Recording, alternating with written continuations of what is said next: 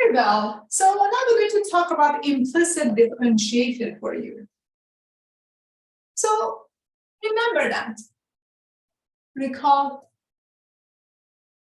In elementary calculus, you had, for example, either a function written explicitly, y equals to, for example, x squared plus 2x, or you had a combination between x and y, or it was written as x squared plus y squared equals to, for example, 3. So how do you take the derivative? When you're saying that, hey, I want to find y prime, it is, since it's written in terms of x and it's just explicit representation, it is 2x plus 2. What's the meaning of that? It means that the rate of change of y with respect to x can be written as 2x plus 2. And if you have values for x, you can just substitute that and find the slope, all right, the rate of change.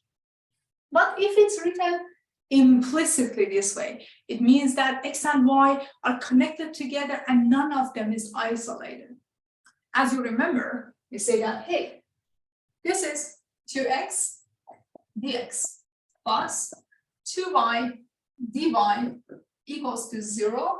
Then you divide everything by dx and isolate dy dx on one side.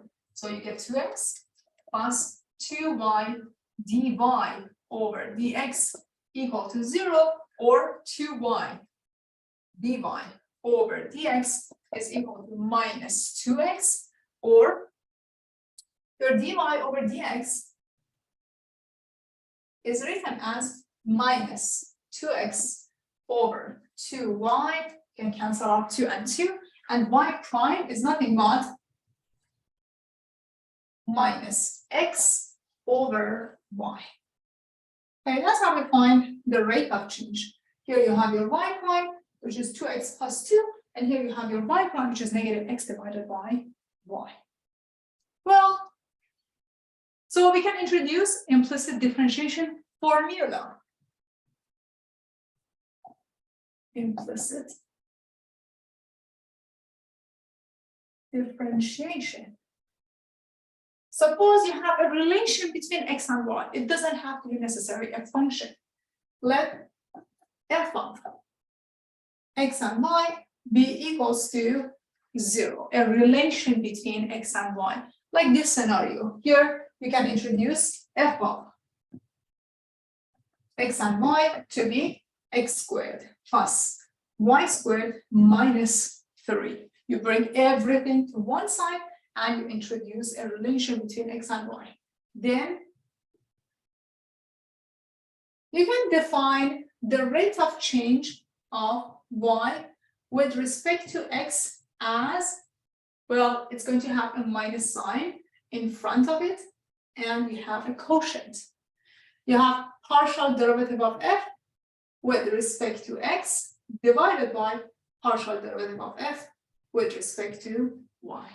This is the formula that we introduce when it comes to implicit differentiation. So don't forget that you have a minus sign in front of it.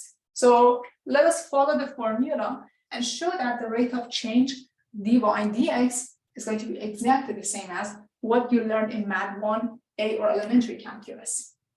So dy over dx, we're going to use a different color for this example,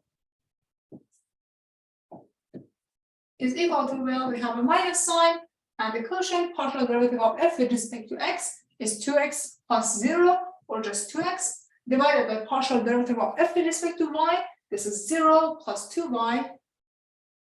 And as you can see, it is 2 and 2 can get cancelled out, you get negative x over y. The same answer.